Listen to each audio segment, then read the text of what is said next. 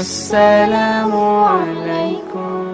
কি খেলা খেলাইছো দয়াল রে, কি খেলা খেলাইছো দয়াল রে, দয়াল খেলা চমৎকার,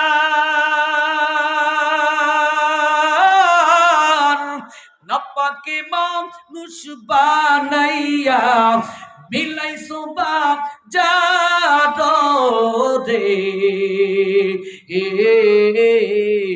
কি খেলা খেলাইছো দয়াল রে।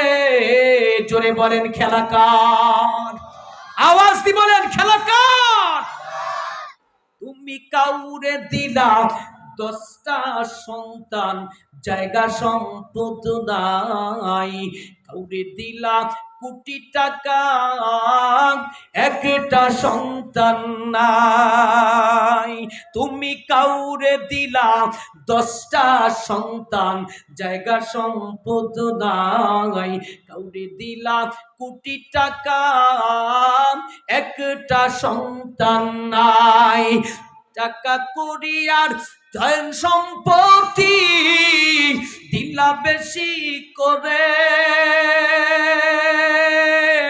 আবার মরার পরে কান্দে করে কবরে নামাবে কেতারে রে, কি খেলা খেলাইছো রহমান রে। জোরে কোন ঠিক কিনা, এ খেলা কার। কাউরে তুমি কান্দাও দয়াল মা বাবা কাইরা দিয়া, কাউরে কর চির দুঃখী সন্তান বানায়া, কাউরে তুমি কান্দাও রহমান মনের মানুষ কাইরা নিয়া,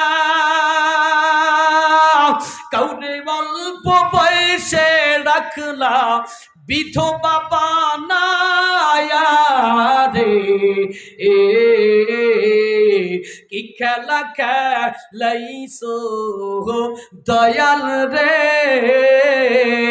লিল্লাহ তাকবীর। খেলা চমৎকার, নাপাকে মানুষ বানাইয়া বিলাইছো বা রে, কি খেলা খেলাইছো দয়াল রে। খেলা কার, আরো জোরে বলেন খেলা কার। তাহলে সমস্ত কুদরতের মালিক কে, সেই কুদরতের আলোচনা হবে, শুনতে সবাই রাজি আছি তো ইনশাআল্লাহ? আছি তো ইনশাআল্লাহ? আসুন আমি ভূমিকাতেই সময় ক্ষেপণ না করে যে সাবজেক্টটি নির্ধারণ করে আপনাদের খেদমতে আলোচনা করতে চাই অতি অল্প সময়ে। আমি যে আয়াত তিলাওয়াত করেছি, রব্বে করিম ওপেনলি গোটা পৃথিবীর বিশেষ করে মুসলমানের ঘরে জন্ম নেয়া নারীদেরকে একটা সতর্ক বার্তা দিচ্ছেন। পুতুল খেলার এই দুনিয়াতে আইসা যদি আপনি আমি নিজেরে অনেক কিছু মনে করি, কোরআন সুন্নাহকে অবজ্ঞা করে, উলামা ইকরামের বিরোধিতা করে, যদি বিদিন নাস্তিক মুরতাদ পশ্চিমা রামপন্থী আর বামপন্থীদের আদর্শকে লালন করে জীবন যাপন করি, তাহলে পুতুল খেলার এই দুনিয়াতে এসে মানুষ রূপে জন্ম নেওয়াটাই ছিল অভিশপ্ত। জোরে কোন ঠিক কিনা, আরো জোরে বলেন ঠিক কিনা। এই দুনিয়াটা পুতুল খেলা, এই দুনিয়াটা পুতুল খেলা। উদাহরণ দি বুঝাই, খেলা তো নয় রে বাবা সব রঙের মেলা, কিছু হাসি কিছু কান্নার মেলা, এই দুনিয়াটা পুতুল খেলা, এই দুনিয়াটা পুতুল খেলা। জোরে কোন ঠিক কিনা, বলে কেমনে? একদিন ছিলাম পুতুল আবার হব পুতুল, একদিন ছিলাম পুতুল আবার হব পুতুল, মায়ের কোলেতে ছিলাম অবলা, মায়ের ধুলাবালি ছেড়ে দিয়া টান দিয়া কোলে লইয়া, মায়ের ধুলাবালি ছেড়ে দিয়া টান দিয়া কোলে লইয়া, মুখেতে চুমু দিয়া বাসি তো ভালা, এই দুনিয়াটা পুতুল খেলা, এই দুনিয়াটা পুতুল খেলা। লিল্লাহি তাকবীর। কেউ কাঁদবে আল্লাহ আল্লাহ, কেউ বলবে হায় রে হায়, কেউ কাটিবে মাটি আর কাঁচা বাঁশের পালকি। জোরে কোন ঠিক কিনা? কেউ বলবে আল্লাহ আল্লাহ, কেউ বলবে হায় রে হায়, কেউ কাটিবে মাটি আর কাঁচা বাঁশের পালকি, লইয়া যাইবে তোমায় বকুল তলা, এই দুনিয়াটা পুতুল খেলা, এই দুনিয়াটা পুতুল খেলা। জোরে কোন ঠিক কিনা? জোরে বলেন ঠিক কিনা? চিন্তা করে দেখুন, মায়ের পেট থেকে যখন দুনিয়াতে আসছি পুতুলের মতো ছিলাম, কান্নার আওয়াজ ছাড়া কোনো আওয়াজ ছিল না। আবার যাওয়ার কালেও পুতুলের মতো হয়ে থাকবো। অনেকজন কান্না করবে, ধাক্কা দিবে, ডাকবে, কারো ডাকের সাড়া দেওয়ার কোনো শক্তি জুটবে। কথা ঠিক কিনা? জোরে কন, আরো জোরে কন ঠিক কিনা? মন কি আপনাদের চাঙ্গা হয়েছে না ভাঙ্গা রয়ে গেছে? এখন চাঙ্গা হয়েছে তো ইনশাআল্লাহ। আলোচনা কি চলবে? মুসলমান যুবক ভাইরা রে আমার, আল্লাহ পাক রব্বুল আলামিন গোটা পৃথিবীর শ্রেষ্ঠ মানুষ বিশ্ব নবীজির উপরে কুরআনুল কারীম খানা নাজিল করে, নাজিলের প্রাক্কালে একখানা আয়াত নাজিল করে জানায়া দেয়। রব্বি কারীম কুরআনুল কারীমে স্পষ্ট ভাবে জানায়া দেয়, মান আমিলা সালিহাম মিন যাকারিন আও উনসা ওয়া হুয়া মুমিন ফালানুহইয়ান্নাহু হায়াতান তাইয়্যিবা ওয়া লানাজজিয়ান্নাহুম আজরাহুম বিআহসানি মা কানু ইয়ামালুন। ও বিরলের মুসলমান, রব্বি কারীম জানায়া দেয়, ও জগতের মুসলমান নর আর নারী, তোমাদের মধ্যে যারাই নেক আমল করবে, নারী কিংবা পুরুষ, আমি আল্লাহ তাদেরকে একটা সার্টিফিকেট দান করব, মুমিন। মুমিন নামক সার্টিফিকেট ওয়ালা যখন হয়ে যাইবা, আমি আল্লাহ তোমাদেরকে দুইটা পুরস্কারে পুরস্কৃত করব। এক পুরস্কার দুনিয়ায়, আর এক পুরস্কার হচ্ছে পরকালে। রব্বি কারীম জানায়া দেয়, দুনিয়ার পুরস্কারটা হচ্ছে, ও দুনিয়ার মুসলমান ইমানদার, আমি আল্লাহ তোমাদেরকে নেক হায়াত দান করব। যেই নেক হায়াত পাওয়ার কারণে দুনিয়াতে শান্তি, পরকালে চির মুক্তি পেয়ে পরম সুখীর উদ্যান জান্নাতের স্থায়ী মালিকানার সার্টিফিকেট পাওয়া যায়। দুই নাম্বার পুরস্কার, আমি আল্লাহ পরকালের ময়দানে দুনিয়াতে নেক আমল করবার কারণে প্রত্যেকটা নেক আমলের বিনিময়ে পুরস্কার আর প্রতিদান সূক্ষ্মভাবে তোমাদেরকে দান করে জান্নাতের ফয়সালা করে দিব। জোরে জোরে কোন সুবহানাল্লাহ। ওর বিরলের মুসলমান, রব্বি কারীম এই আয়াতে কারিমার ভিতরে দুইটা শব্দ বিশেষ করে উল্লেখ করেছেন। একটা হচ্ছে যাকার মানে পুরুষ লিঙ্গ, আরেকটা হচ্ছে উনসা মানে স্ত্রীলিঙ্গ। গোটা পৃথিবীর ভিতরে আল্লাহ যত মানুষ পাঠাচ্ছেন কিয়ামতের আগ পর্যন্ত পাঠাবেন, সব মানুষগুলো লিঙ্গের দিক থেকে মৌলিকভাবে দুই ভাগে বিভক্ত। একটাকে বলা হয় যাকার মানে পুরুষ জাতি, আর একটাকে বলা হয় উনসা মানে স্ত্রী জাতি। আল্লাহ পাক রব্বুল আলামিন কুরআনুল কারীমের ভিতরে ভিন্ন এক জায়গায় এই দুই লিঙ্গ নারী আর পুরুষ জাতির মাঝামাঝি একটা লিঙ্গের আলোচনা করেছেন।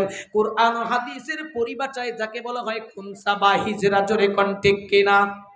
আরো জোরে জোরে বলেন ঠিক কিনা? কিন্তু মুসলমান এই তিলাওয়াতকৃত আয়াতে কারিমার ভিতরে মৌলিকভাবে দুইটা লিঙ্গ উল্লেখ করেছেন, পুরুষ জাতি আর নারী জাতি।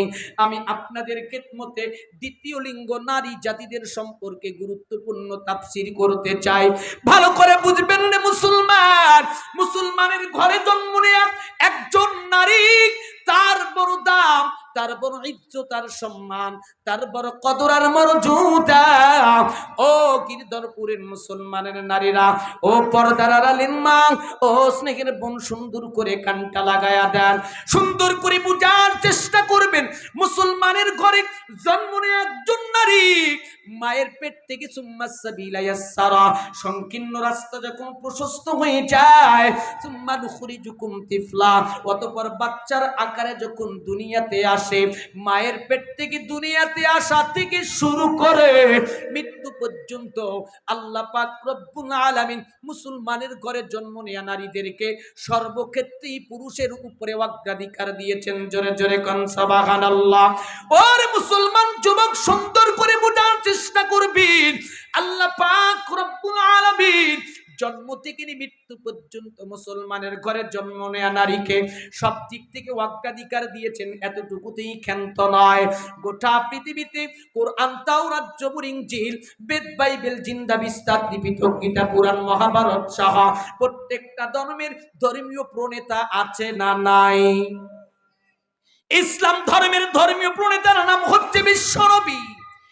এই বিশ্বনবীও ডাক দি বলি, ও মুসলমানের ঘরে জন্ম নেয়া নারী, আমি রহমতে আলম নবী তোমাদের মায়ের পেট থেকে দুনিয়াতে আসা থেকে শুরু করে মৃত্যু পর্যন্ত আমি নবী ইসলাম ধর্মের প্রণেতা সব দিক থেকে পুরুষের উপরে নারীদেরকে অগ্রাধিকার দিয়েছি। জোরে জোরে কোন সুবহানাল্লাহ। ওরে মুসলমান যুবক, শুধু এতটুকুতে ক্ষান্ত নয়, আপনি তাওরাত, জবুর, ইনজিল, বেদ, বাইবেল, জিন্দা বিস্তার, ত্রিপিটক, গীতা, পুরাণ, মহাভারত সহ প্রত্যেক ধর্মের ধর্মীয় পুস্তকগুলো রিসার্চ করে দেখবেন, কোন ধর্মের পুস্তকের মধ্যে নারীর যেই পরিমাণ অগ্রাধিকারের বক্তব্য আপনি পাবেন না। কুরআনুল কারীম খুলবেন রে মুসলমান, যেই কুরআনুল কারীমের ভিতরেই মুসলমানের ঘরে জন্ম নেয়া নারীদের অগ্রাধিকারের বক্তব্য পাওয়া যায়। ওরে মুসলমান, এতটুকুতে ক্ষান্ত নয়, গোটা পৃথিবীতে যত ধর্মাবলম্বী আছে, অন্য অন্য ধর্মাবলম্বীদের ধর্ম আপনি রিসার্চ করে দেখবেন, ধর্মীয় লোকদের সাথে কথা বলে দেখবেন, অন্য কোন ধর্মের লোকেরা তাদের ধর্মের নারীদেরকে ইজ্জত আর সম্মান করে যেই পরিমাণ সম্মানের আসনে বসাইতে পারে নাই, মুসলমানের ঘরে জন্ম নেয়া নারীদেরকে মুসলিম সমাজের মানুষ ইজ্জত আর সম্মান করে সম্মানের সেই পরিমাণ আসনে বসাইছে। জোরে জোরে কোন ঠিক কিনা? সময় স্বল্পতার কারণে কোরআন হাদিস থেকে দীর্ঘ রেফারেন্স টেনে বক্তব্যটাকে শেষ করতে না পারলেও মোটামুটি ভাবে বলে যাব রে মুসলমান, আল্লাহ পাক রব্বুল আলামিন জন্ম থেকে মৃত্যু পর্যন্ত মুসলমানের ঘরে জন্ম নেয়া নারীকে পুরুষের তুলনায় কিভাবে অগ্রাধিকার দিয়েছেন, মাত্র 3টা বিবরণ। 1 নাম্বার বিবরণ, আল্লাহ পৃথিবীতে একজন মানুষকে যত নিয়ামত দিয়েছেন, সব নিয়ামতের ভিতরে অন্যতম একটা শ্রেষ্ঠ নিয়ামতের নাম হচ্ছে সন্তান। জোরে বলেন ঠিক কিনা? কারো কোটি টাকা দান করছে কিন্তু ঘরে একটা সন্তান দেন নাই, ওর যে ভিতরে কত ব্যথার দুঃখ, ওর সাথে একটা রাত্রি যাপন করলে বুঝতে পারবেন। ঘুমের ভিতরে লম্বা শ্বাস নেয়, আর যেন মুখ ফসকায় বলতে চায়, আল্লাহ দুনিয়াতে টাকা দিলা, গাড়ি দিলা, বাড়ি দিলা, সম্পদের কোনো অভাব রাখলা না, ও মালিক আমি কি এমন অন্যায় করেছি, সন্তান নামক জগতের শ্রেষ্ঠ নিয়ামতটার চেহারা আমাকে তুমি দেখার সৌভাগ্য দিলা না। ওরে মুসলমান, জগতের ভিতরে যত নিয়ামত আছে অন্যতম শ্রেষ্ঠ নিয়ামতের নাম হচ্ছে সন্তান। আল্লাহ যখন কোন মা বাবাকে এই সন্তান দান করার সুসংবাদ দেয়, সন্তান সম্ভব বা নারী পেটের মধ্যে যখন সন্তান গর্ভে ধারণ করে, এই সন্তান যখন মায়ের পেট থেকে দুনিয়ায় চলে আসে, রব্বি কারীম ওপেন বলে দেয়, ও দুনিয়ার মুসলমান ইমানদার, ইউহাবু লিমান ইয়াশাউ ইনাসাহু ওয়া ইউহাবু লিমান ইয়াশাউ যুকুর। জোরে কোন আল্লাহু আকবার। রব্বে কারীম জানায়া দেয়, ও মুসলমান ইমানদারেরা, আমি আল্লাহ যার জন্য বেশি মঙ্গল কামনা করি তারে কন্যা সন্তান দেই, এরপরে যার জন্য মঙ্গল কামনা করি তারে পুত্র সন্তান দেই। এখানে আল্লাহ পাক রব্বুল আলামিন যার জন্য বেশি মঙ্গল কামনা করে তারে কন্যা সন্তান দেয়। এমন কোন ধর্ম নাই, এমন কোন গ্রন্থ নাই যেই গ্রন্থের মধ্যে মুসলমান ব্যতিরেকে অন্য ধর্মের ঘরে জন্ম নেয়া একজন নারীকে আল্লাহ পাক সুসংবাদ দিয়ে পাঠায়া দেয়, এমন কোন বক্তব্য পাবেন না। জোরে কোন ঠিক কিনা? ওরে মুসলমান, এই আয়াত থেকে বোঝা গেল মুসলমানের ঘরে কন্যা সন্তান জন্ম নেওয়ার সাথে সাথেই আল্লাহ তার অগ্রাধিকার বয়ান করলেন। 2 নম্বর বিবরণ, আল্লাহ পাক রব্বুল আলামিন কুরআনুল কারীমে ডাক দি বলেন, ওয়া ইযা বুশিরা আহাদুকুম বিল উনসা যাল্লাত ওয়াজহুহু মুসওয়াদ্দাম ওয়া হুয়া কাযিম। বলে মূর্খতার যুগের লোকদেরকে, বর্বরতার যুগের লোকদেরকে আমি আল্লাহ কন্যা সন্তান দিয়ে যখন সুসংবাদ দিতাম, কন্যা সন্তান পাওয়ার সাথে সাথে তাদের চেহারাগুলো বিকৃত হয়ে যেত, একে অপরের দিকে চেহারাকে লুকায় রাখত, কারণ দুনিয়াতে কন্যা সন্তানের অভিশপ্ত পিতা বলে আমার যেন কেউ না চেনে। কিন্তু মুসলমান কুরআনুল কারীমের সূরা বাকারার আলিফ লাম মিম থেকে নিয়ে শুরু করে সূরা নাসের নুন সিন পর্যন্ত রিসার্চ করে দেখবেন, আল্লাহ পুত্র সন্তান পাঠায়া সুসংবাদ দেয়। ইব্রাহিম পয়গম্বরকে ইসমাইল পাঠানোর ছাড়া অন্য কোথাও পাবেন না যে আল্লাহ জগতের ভিতরে পুত্র সন্তান পাঠায়া সুসংবাদ দেয়। কিন্তু কন্যা সন্তান পাঠায়া মা বাবারে সুসংবাদ দেয় আল্লাহ। এই বক্তব্যের মাধ্যমে আল্লাহ বুঝাইতে চায় মুসলমানের ঘরে জন্ম নেয়া নারীদেরকে আমি আল্লাহ মায়ের কোল দোলনা থেকে নিয়ে কবর পর্যন্ত পুরুষের তুলনায় অগ্রাধিকার দিয়েছি। জোরে জোরে কোন সুবহানাল্লাহ। 3 নম্বর সংক্ষিপ্ত বিবরণ কি ধরেন মুসলমান, আল্লাহ পাক কুরআনুল কারীমে বলেন, ইউসিকুমুল্লাহু ফি আওলাদিকুম লিযাকারি মিসলু হাদ্দিল উনসায়াইন।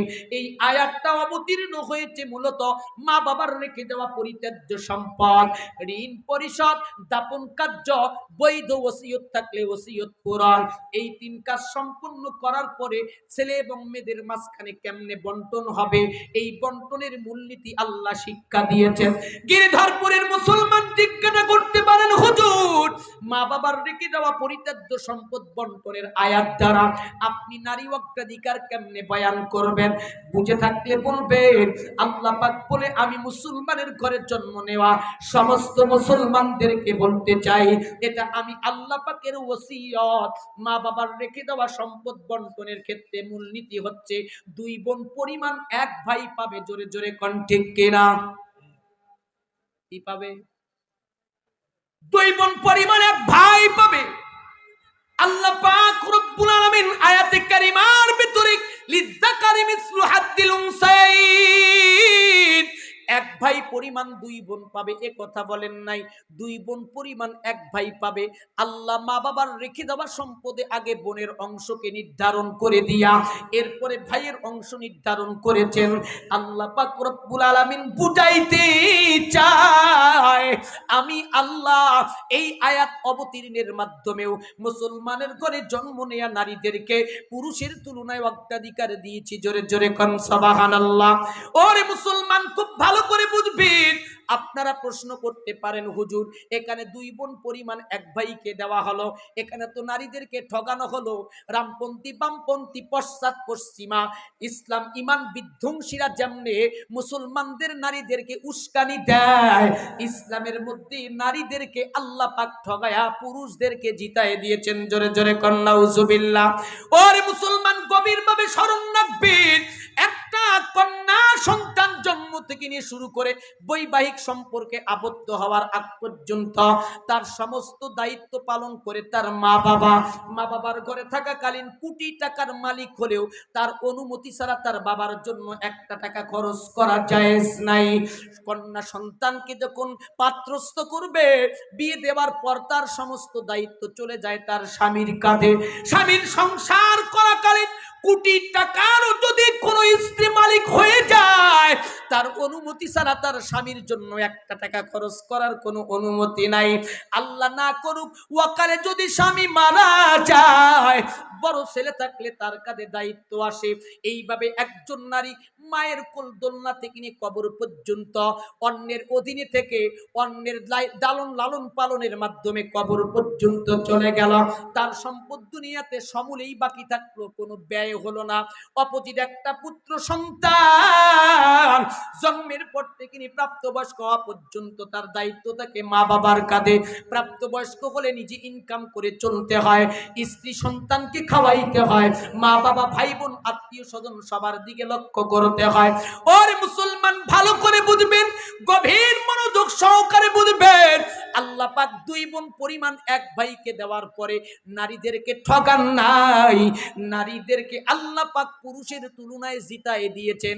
এই বিধান অবতীর্ণের মাধ্যমে মালিক বুঝাইতে চায়, মুসলমানের ঘরের জন্ম নেয়া নারী সুন্দর করে কানটা লাগায়া দাও। আমি আল্লাহ বাবার সম্পদের ভিতরে এক ভাই পরিমাণ দুই বোনকে দেওয়ার বিধান নাজিল করে আমি আল্লাহ নারীদেরকে পুরুষের থেকে অগ্রাধিকার দিয়েছি। জোরে জোরে কোন সুবহানাল্লাহ। আপনারা বুঝতে পারেন নাই, উদাহরণ দিব। ইনি করে ধানের ব্যবসা, উনি করে পাটের ব্যবসা। ইনি গদির থেকে 1000 টাকা লাভ করছে, গদিতে বসে উনি লাভ করছে 2000 টাকা। বলুন তো দেখি অর্থনৈতিক অবস্থা এনার ভালো না ওনার ভালো? বুঝে সুঝে বলেন। উনি 2000 টাকা পেয়েছে, ইনি 1000, কিন্তু ইনি 1000 টাকার মধ্যে লেবার পেমেন্ট, গদি খরচ, নাস্তা পানি সব শেষ করে বাড়ি পর্যন্ত নিয়ে আসছে 800 টাকা। উনি 2000 টাকা গদিতে বসে ইনকাম করেছে, লেবার খরচ সব কিছু শেষ করে বাড়ি পর্যন্ত নিয়ে আসছে মাত্র 500 টাকা। এখন ভেবে চিন্তে বলুন দেখি অর্থনৈতিক অবস্থা এনার ভালো না ওনার ভালো? একটু আগে বললেন যে এনার। আর মুসলমান, আয়ের উৎস দেখলে হবে না, ব্যয়ের খাতও দেখতে হবে। জোরে কোন ঠিক কিনা?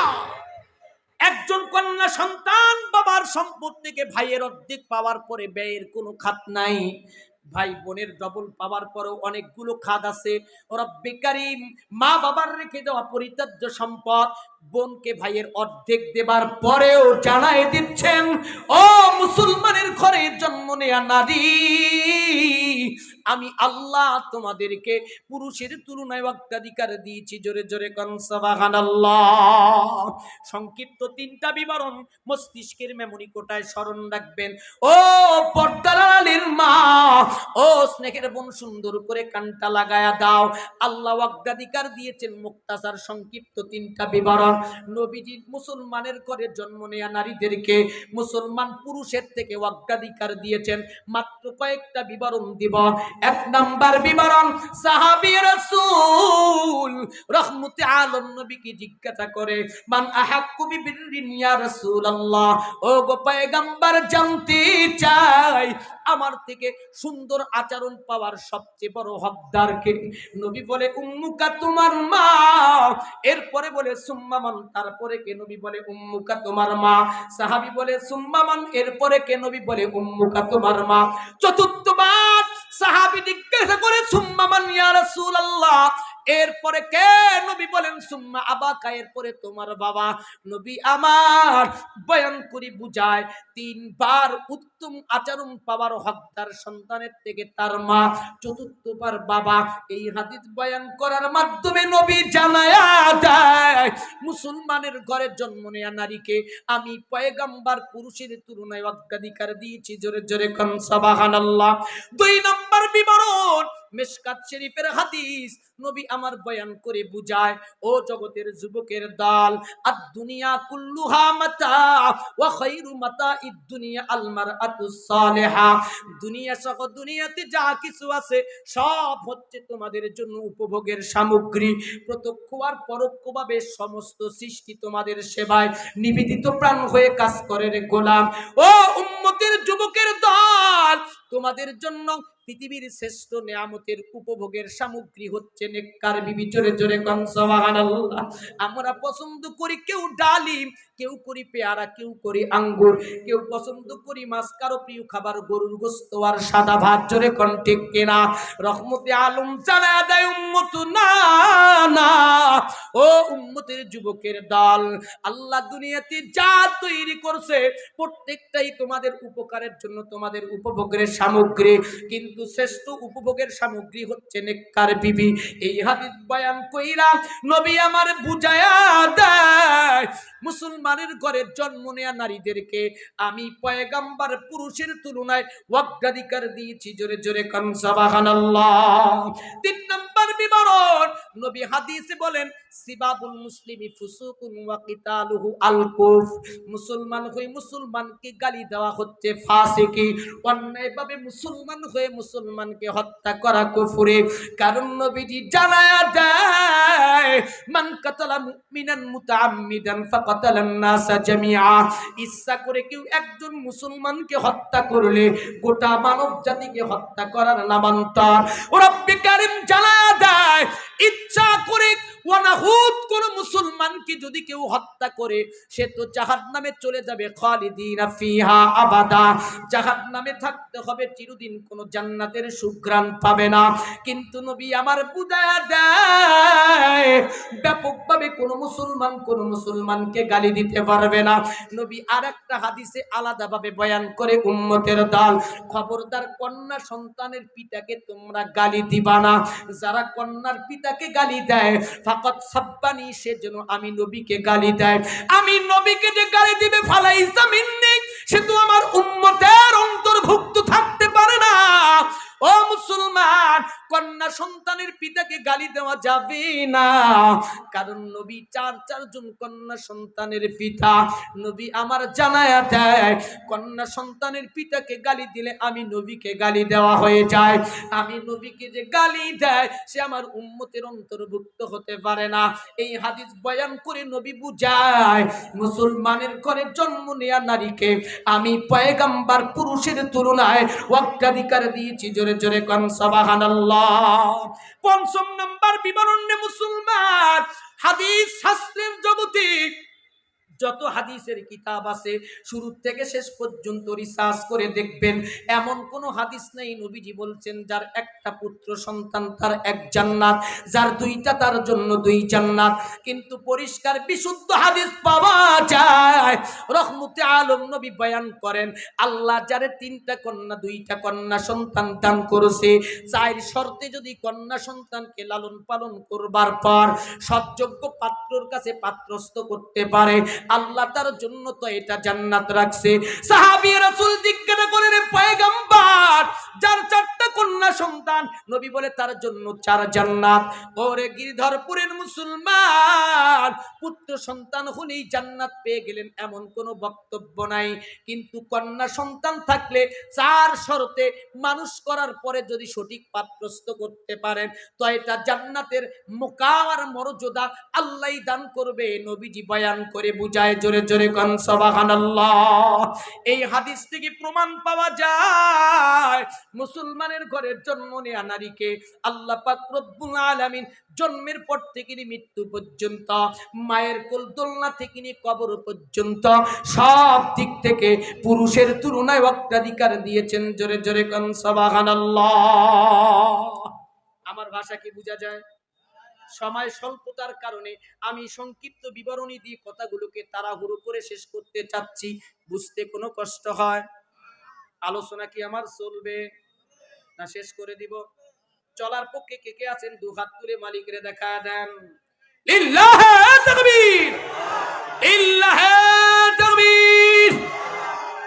আল্লাহ সকলকে আমাদেরকে দ্বীনের জন্য কবুল করুন, সকলে বলে আমিন। আপনাদের কি কোনো ভয় আছে? ভয়ের দিন কেটে গেছে? ভয়ের দিন কেটে গেছে। আর বাকরুদ্ধকর পরিস্থিতির সৃষ্টি করে মুসলমানদেরকে দাবায় রাখা যাবে না। মুসলমান তো এখন বীরের বেশে চলবে। মুসলমান তো এখন হুঙ্কার দিব, ওমরের হুঙ্কার। মুসলমানদের হৃদয়াঙ্গন হবে খলিফাতুল মুসলিমিন হযরত আবু বকর সিদ্দিক রাদিয়াল্লাহু তাআলার মতো। আর হাম উম্মত রাকিকুল কলব, নরম দিলওয়ালা। নরম হবে কার ক্ষেত্রে? পরস্পর মুসলমানের ক্ষেত্রে। আসাদ্দুহুম ফি আমরিল্লাহিল উমর, শক্ত হৃদয়াঙ্গনের হবে উমারের মতো। বাতিল যেখানে থাকবে, বাতিলের কাছে শক্ত, মুসলমানদের ক্ষেত্রে নরম। জোরে জোরে কোন ঠিক কিনা? ওই বৈশিষ্ট্যগুলো আমরা এখন ধারণ করব। তাহলে দেখব টেকনাফ থেকে তেতুলিয়া, রূপসা থেকে ফাতুরিয়া, এখনো যদি কোন রামপন্থী আর বামপন্থী পশ্চিমা ইসলাম ইমান বিধ্বংসীরা মুসলমানদের উপরে ক্ষেপণাস্ত্র প্রয়োগ করার জন্য জুলুমের স্টিম রোলার চালায়া মুসলমান নিধনের চেষ্টা করলে আমরা সর্বেগে শক্ত মুষ্টিতে আল্লাহু আকবারের ধ্বনি দিয়ে তাদেরকে প্রতিহত করে এদেশ ছাড়া করব। জোরে কোন ঠিক কিনা? জোরে কোন ঠিক কিনা? সে সাহস কি আমাদের আছে? কার কার আছে? দুহাত তুলে মালিককে দেখায়। লিল্লাহি তাকবীর। নারায়ে তাকবীর। আল্লাহু আকবার। ইসলামের শত্রুরা হুঁশিয়ার, ইসলামের শত্রুরা হুঁশিয়ার, সাবধান। ইসলামের শত্রুরা নারায়ে তাকবীর। কারণ ওরা মুসলিম মূলোৎপাটনের অনেক প্রচেষ্টা করছে। কি করছে না? ইসলামকে ইলাহি কালিমাতুল্লাহ, আল্লাহর জমিনে আল্লাহর দ্বীনকে প্রতিষ্ঠা করার জন্য সাহাবায়ে কেরাম বীর বিক্রমে রণাঙ্গনে প্রস্তুতি নিয়ে মোকাবেলা করে দ্বীন রক্ষার জন্য নিজের গর্দানকে বিলিয়ে দিয়েছে। স্ত্রী বিধবা হবে এই ভয় তো তারা করেন নাই। সন্তান এতিম হয়ে যাবে জনমের তরে এই চিন্তাও করেন নাই। মা সন্তান হারা হবে, বাবা সন্তান হারা হবে এই ভয় তো তারা করেন নাই। ইমানের তেজস্বরী আঙ্গিকে ঝাঁপিয়ে পড়ছেন রণাঙ্গনে। হয়তো মরলে শহীদ, বাঁচলে তো গাজী। রব্বে করিমের দরবারে আলা মাকাম অর্জন করার জন্য তারা যেমন নিজের জীবনকে বাজি রেখে ইলাহি কালিমাতুল্লাহ, আল্লাহর জমিনে আল্লাহর দ্বীনকে সমুন্নত করার জন্য চেষ্টা করে গেছে, তাদের সেই বুঝে, তাদের সেই শক্তিতে, তাদের সেই চিন্তা চেতনায় বলিয়ান হয়ে মুষ্টি শক্ত করে থাকতে হবে। কোন দিক থেকে লিক করে আমাদের বন্ধুর বেশে প্রবেশ করে শত্রু হয়ে আমাদের ধ্বংস করে বের হয়ে যেতে না পারে। সতর্ক সজাগ থাকতে হবে, ঈমানকে রক্ষা করতে হবে। জোরে কোন ঠিক কিনা? আর জোরে বলেন ঠিক কিনা? কালিমাতু হাক্কুন উরিদা বিহাল বাতিল, কথা সত্য সত্য মিষ্ট ভাষায় বলে উদ্দেশ্য খারাপ নিয়ে আমাদের ঈমানকে ধ্বংস করার কোনো পায়তারা যেন করতে না পারে, এজন্য সর্বদাই সদা সচেষ্ট থাকতে হবে। কে কে রাজি আছে দুহাত তুলে আরেকবার মালিককে দেখায় দে। লিল্লাহি তাকবীর। আল্লাহ সকলকে কবুল করুন, সকলে বলি আমিন।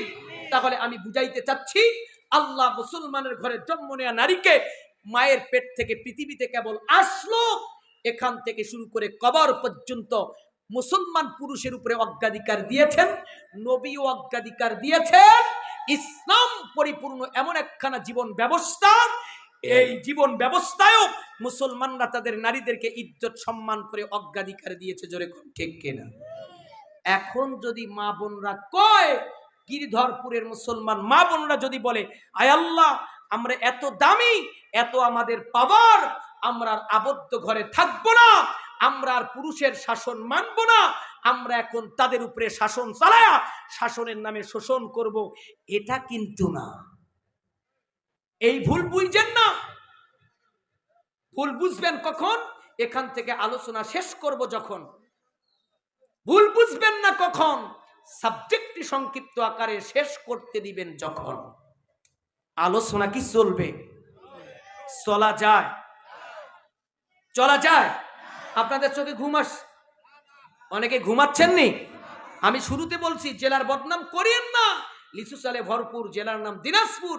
এই এলাকার মানুষের আওয়াজ যদি হয় নিম্ন স্বরের, অন্য জেলার মানুষ দেখে হাসবে, যারা লেখছে মাত্র দিনাজপুরে জায়গা মতো, লিচু চালে ভরপুর জেলার নাম দিনাজপুর, আসলে কার্যক্ষেত্রে একটাও সঠিক না। এটা যেন না হয়, এটা যেন না হয়। ভালো করে বুঝেন, আমি যে আয়াত তিলাওয়াত করেছি রে মুসলমান,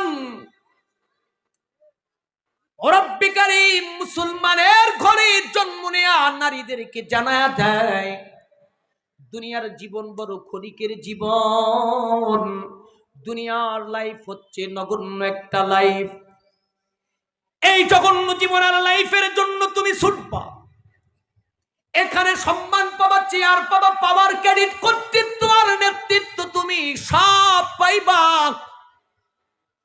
এমন একটা নির্ধারিত সময়ে চলে আসবে, কুল্লু মান আলাইহা ফান ওয়া ইয়াবকা ওয়াজহু রাব্বিকা যুল জালালি ওয়াল ইকরাম। যুল জালালি ওয়াল ইকরাম সব ধ্বংস হয়ে যাবে, সব শেষ হয়ে যাবে, রব্বি কারীম তো একমাত্র বাকি থাকবে।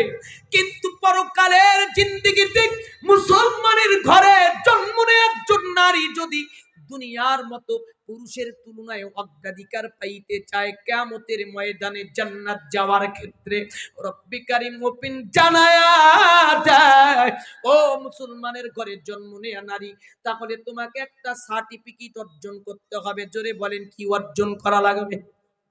ও মুসলমানের নারী, দুনিয়াতে অগ্রাধিকার পাইছো, লাপালাপি করবা না, লাপালাপি করে কোনো লাভ নাই। আখেরাতে যদি অগ্রাধিকার না পাও, দুনিয়ার অগ্রাধিকার দিয়ে কোনো কিচ্ছু হবে হবে কি? জোরে বলেন, হবে? তাহলে রব্বি কারীম বলে, মায়ের কোলদোলনা থেকে কবর পর্যন্ত মুসলমানের নারী পুরুষের উপরে যেমন অগ্রাধিকার পাইছে, এই আত্মমর্যাদা বোধের কথা যেন ভুলে না যায়, পরকালেও যেন পুরুষের তুলনায় অগ্রাধিকার পেয়ে জান্নাত যেতে পারে। এই জন্য মুসলমান নারীদেরকে একটা সার্টিফিকেট অর্জন করা লাগবে। বলুন তো দেখি, চাকরি করতে গেলে সার্টিফিকেটের দরকার আছে না নাই? অনেক লেখাপড়া করছেন, প্রাক primary, high school, college, university, মিশরের আল আজহার, আমেরিকার অক্সফোর্ড, সব শেষ করে দিয়েছেন লেখাপড়া, কিন্তু এই লেখাপড়ার ডকুমেন্ট যদি আপনার কাছে সার্টিফিকেট না থাকে, বড় চাকরি তো দূরের কথা, কোন কোম্পানির দারোয়ান বলেও আপনাকে কেউ গ্রহণ করতে চাবে না। জোরে জোরে কোন ঠিক কিনা? এখন যদি আপনি বলেন আমি অক্সফোর্ডে লেখাপড়া করেছি, আল আজহারে করেছি, ঢাকা ইউনিভার্সিটিতে লেখাপড়া করেছি, আমি একজন ইংলিশ মিডিয়ামের ছাত্র, আমাকে কেন চাকরি দিবেন না? এটা কখনো হয় না, হয় না। তখন আপনাকে ভাইবার এক্সামিনার বলবে, তুমি যে আল আজহারে পড়ছো, তোমার সার্টিফিকেট লাগবে, এটাই তোমার ডকুমেন্ট, এটার উপরে ভিত্তি করে, রেজাল্টের উপরে নির্ভর করে তোমার চাকরি হবে, নচেত তোমার চাকরি হওয়ার কোনো সম্ভাবনা নাই। জোরে কোন ঠিক কিনা?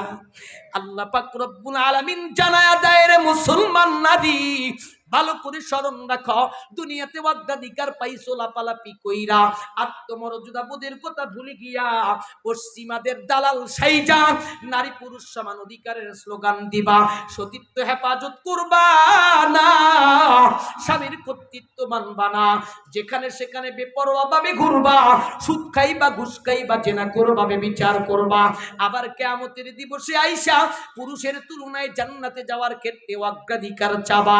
আমি আল্লাহ তোর দাবি মানতে রাজি না। পরকালে যদি জান্নাতে যাওয়ার জন্য অগ্রাধিকার পাইতে চাও, কমপ্লিট ডকুমেন্ট একটা সার্টিফিকেট তোরে অর্জন করতে হবে। রব্বি কারীম বলে, সার্টিফিকেটটার নাম হচ্ছে ফাসসালিহাত, এই সার্টিফিকেটের নাম হচ্ছে সতী। জোরে বলেন, কি নাম? উঠাউঠি করো কেন? আলোচনা কি চলবে?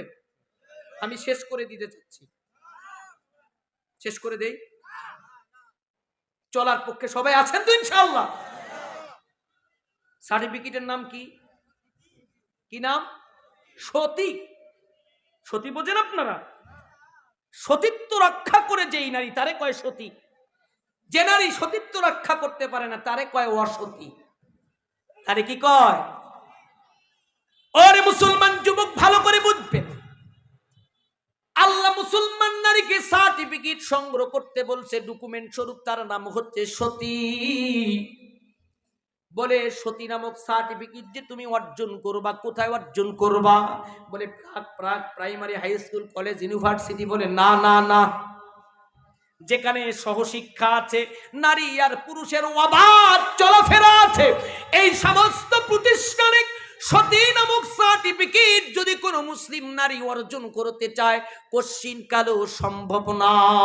বলে কেমন?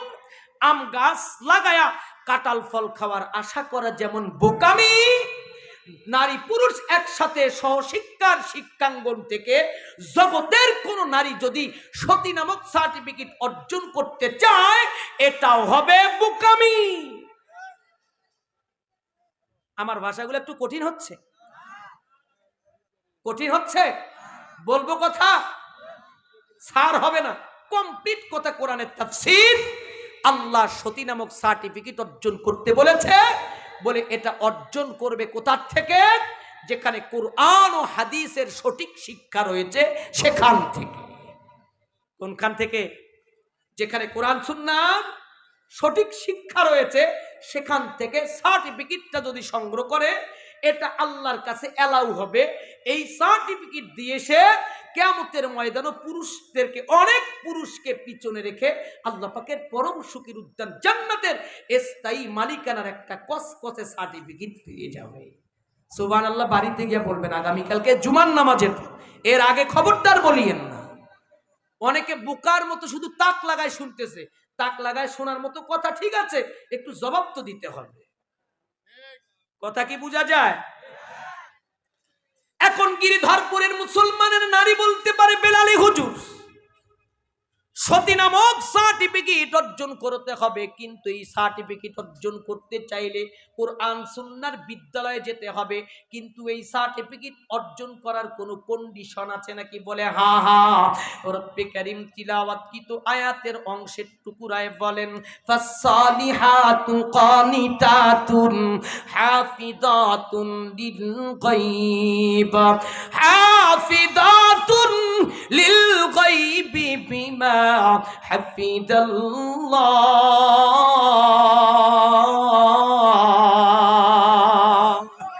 কাদিরে কুতুব রুতু দাদি বন কামাল, আনতা রব্বি আনতা হাসবি জুল জালাল।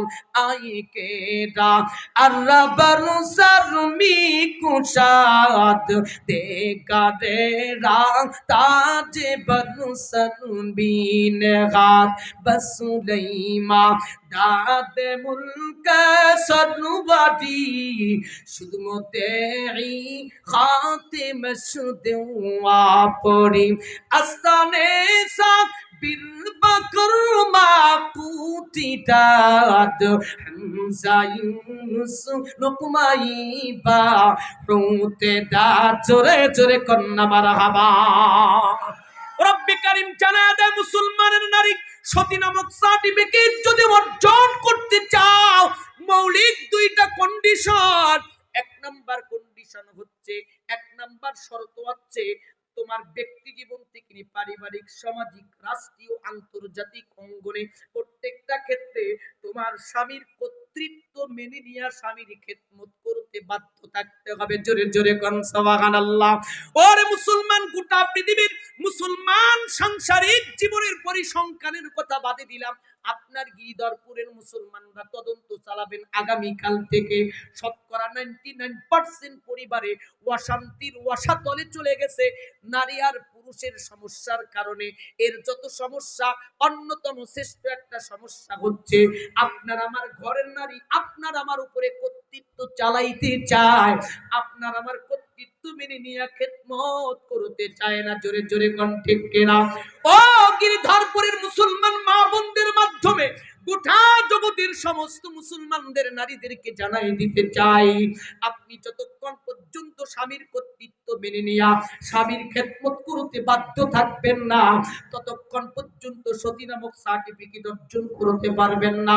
খোদার কসম করে বলতে পারি, সতী নামক সার্টিফিকেট যতক্ষণ পর্যন্ত অর্জন করতে পারবেন না, দুনিয়ার অগ্রাধিকার দুনিয়ায় পড়ে রবে, পরকালে রব্বি কারীমের কাছে অগ্রাধিকার পেয়ে জান্নাত অর্জন করা সম্ভব হবে না। জোরে জোরে কোন ঠিক কিনা? এক নাম্বার শর্ত কি? স্বামীর কর্তৃত্ব মেনে নিয়া স্বামীর খেদমত করতে বাধ্য থাকতে হবে। আল্লাহ পাকের কমপ্লিট ওপেনলি বক্তব্য। এখন বলতে পারেন আমি তাহাজ্জুদ গুজার, হুজুর আমি সোমবার আর বৃহস্পতিবারের রোজাও ছাড়ি না, লক্ষ লক্ষ টাকা সাদকা করি, হজ তো করেছি, চান্স পেলে 2 বছর পরে ওমরাও করে আসি, আমি এত ভদ্র নারী। ও মা, তোমার নামাজ, তোমার রোজা, তোমার হজ, তোমার যাকাত, তোমার দান ও সদকা, এগুলো কোনোটাও কোনো কাজে আসবে না যতক্ষণ পর্যন্ত মৌলিক শর্ত আর রিজালু কাওয়ামুনা আলান নিসা, পুরুষের কর্তৃত্ব চলবে নারীর উপরে, নারীর কর্তৃত্ব পুরুষের উপরে নয়। তুমি স্ত্রী হিসাবে যতক্ষণ তোমার স্বামী ধনের কর্তৃত্ব মানতে শিখবে না, তোমার স্বামীর মন খুশি করতে গিয়া যথাসাধ্য যৎকিঞ্চিৎ খেদমত করার ক্যাপাসিটি তোমার কাছে আছে, যতক্ষণ পর্যন্ত নিবেদিত প্রাণ হয়ে স্বামীর কর্তৃত্ব মেনে নিয়া স্বামীর খেদমত করতে বাধ্য থাকবে না, তোমার কোনো কিছু রব্বে কারীমের দরবারে কবুল হবে না। এখন তুমি নিজেকে তাহাজ্জুদ গুজারও মনে করতে পারো, বড় হাইজানিও মনে করতে পারো, নিজেকে সতীর দাবিদারও বারবার হতে পারো। জগতের সবাই যদি তোরে সতী কয়, আল্লাহ বলে আমি আল্লাহ তারে কমপ্লিট সতী বলতে রাজি না। সংক্ষেপ করে বুঝার চেষ্টা করবেন না দিনাজপুরবাসী। রব্বে কারীম জানায়া দেন, 2 নম্বর কর্মসূচি যদি কেউ সতী হতে চায়, বলে হাফিজাতুন লিল গায়বি বিমা হাফিজাল্লাহ, ব্যক্তি জীবন থেকে নিয়ে আন্তর্জাতিক জীবন পর্যন্ত জীবনের প্রত্যেকটা অঙ্গনে নিজের সতীত্বকে হেফাজত করতে সচেষ্ট থাকতে হবে। বড় দুঃখের সাথে বারাক্রান্ত হৃদয় নিয়ে বলতে বাধ্য হচ্ছে রে গিরিধরপুরের মুসলমান, অন্য এলাকার হিসাব বাদি দিলাম, গিরিধরপুরে লক্ষ্য করে দেখবেন কয়েকজন নারী আছে নিজের সতীত্বকে হেফাজত করতে সচেষ্ট থাকে। পরকীয়ার তো অভাব নাই, অবৈধ প্রেম প্রীতি আর ভালোবাসা গভীর সম্পর্কের পরিসংখ্যান বের করা সম্ভব না, এমন একটা অবস্থার অবতারণা বিশেষ করে মুসলিম সমাজে চলতেছে। জোরে জোরে কণ্ঠে কিনা? তাহলে রব্বে কারীম কমপ্লিট বলেছেন, স্বামীর কর্তৃত্ব মেনে নিয়ে স্বামীর খেদমত, নিজের সতীত্বকে হেফাজত যেই নারী করতে পারবে তার জন্য কমপ্লিট আমি আল্লাহ সতী নামক সার্টিফিকেট দিয়ে দিব। দুনিয়াতে মায়ের পেট থেকে বের হয়ে আসলো, সুম্মা সাবিলা ইয়াসসারা, সংকীর্ণ রাস্তা প্রশস্তকরণের মাধ্যমে, সুম্মা নুখরিজুকুম তিফলা, বাচ্চার একটা আকারে, কান্নার আওয়াজ ছাড়া কোনো ভাষা নাই, জনম দুঃখিনী হৃদয়ঙ্গনে আল্লাহ ওই সন্তানের কান্নার ভঙ্গি শুনে এতটুকুন বুঝার ক্যাপাসিটি দিল যে কোন কান্নার শব্দ মায়ের কানে আসলে মা বুঝে সন্তানরে ক্ষুধা লাগছে, খাওয়াইতে হবে। আবার কান্নার একটা ভঙ্গি সন্তানকে দিলেন, যেই কান্নার ভঙ্গি মায়ের কানে আসলে মা বুঝবে সন্তান এখন খাবে না, ঘুমাবে। আবার এমনও কান্নার ভঙ্গি দিলেন, যেই কান্নার ভঙ্গি মায়ের কর্ণগুহরে পৌঁছলে মা বুঝতে পারে সন্তান খাবেও না, ঘুমাবেও না, নিশ্চয়ই সন্তানটার কোনো অসুবিধা হয়েছে। কথা বলেন ঠিক কিনা? কথা বলেন ঠিক কিনা? তাহলে এই মায়ের কোল থেকে নিয়ে শুরু করে কবর পর্যন্ত সব দিক থেকে নারীদেরকে আল্লাহ অগ্রাধিকার দিলেন। নবীজি দিলেন, ইসলাম দিলেন, কুরআন দিলেন, হাদিস দিলেন। যে বক্তব্য বেদ, বাইবেল, জিন্দা বিস্তার, ত্রিপিটক, গীতা, পুরাণ, মহাভারত কোথাও নাই, সেই বক্তব্য কমপ্লিট কুরআনুল কারীমে। এই নারীরা যদি কিয়ামতের দিবসেও অগ্রাধিকার পেতে চায়, কমপ্লিট সতী নামক সার্টিফিকেট অর্জন করতে হবে। আল্লাহ সতী নামক সার্টিফিকেট কারে দিবেন? 2টা গুণাগুণ যেই নারীর ভিতরে থাকবে, 1 নম্বর স্বামীর কর্তৃত্ব মেনে নিয়ে স্বামীর খেদমত, নাম্বার 2 নিজের সতীত্বের হেফাজত।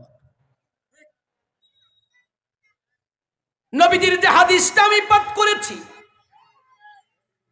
রহমতে আলম নবীজি বয়ান করি বুঝায়, ওয়াকালা রাসূলুল্লাহ সাল্লাল্লাহু আলাইহি ওয়াসাল্লাম, নবীজি বলেন আল মারআতু ইদা সাল্লাত খামসাহা, জগতের কোন মুসলিম নারী যখন দৈনন্দিন 5 ওয়াক্ত নামাজ আদায় করবে, নাম্বার 2 ওয়া সামাত শাহরাহা, রমজান মাসের কমপ্লিট রোজা রাখবে, ওয়া আহসানাত ফারজাহা, নিজের সতীত্বকে হেফাজত করবে, ওয়া আতাআত বালাহা, স্বামীর কর্তৃত্ব মেনে নিয়ে স্বামীর খেদমত করবে।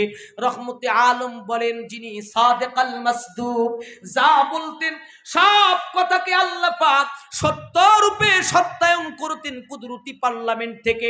এমন একজন পয়গাম্বারের জবান থেকে পয়গাম্বার বলেন এমন 4টা গুণে গুণান্বিত নারীর ব্যাপারে আল্লাহ কিয়ামতের দিবসে বলবে ফালতাদখুল, হে বান্দি তুমি প্রবেশ করো, কারো কোনো অনুমতির প্রয়োজন নাই, কোনো গার্ড অফ অনারের কোনো প্রয়োজন নাই, লাল গালিচার পুষ্পের সম্বর্ধনা, বান্দি তুমি যাও, বান্দি তুমি প্রবেশ করো। মিন আইয়ি আবওয়াবিল জান্নাতি শাত, জান্নাতের দরজাগুলো ওপেন করে দেওয়া আছে, তুমি চাইলে এই দরজায় ও জান্নাতে যেতে পারো, ওই জান্নাত ওই পথ দিয়েও তুমি জান্নাতে যেতে পারো, কেউ তোরে বারণ করবে না, কেউ কোনো কন্ডিশন লাগাবে না, কারণ মূল কন্ডিশন পূরণ করে তুমি হাসরের ময়দানে দণ্ডায়মান হইছ। আমি মালিক তোর উপরে সন্তুষ্ট হয়ে গেছি, বান্দি তুমি যাও যাও, যে কোন দরজা দিয়ে খুশি আমি মালিকের পরম সুখের উদ্যান জান্নাতের স্থায়ী মালিক হয়ে যাও।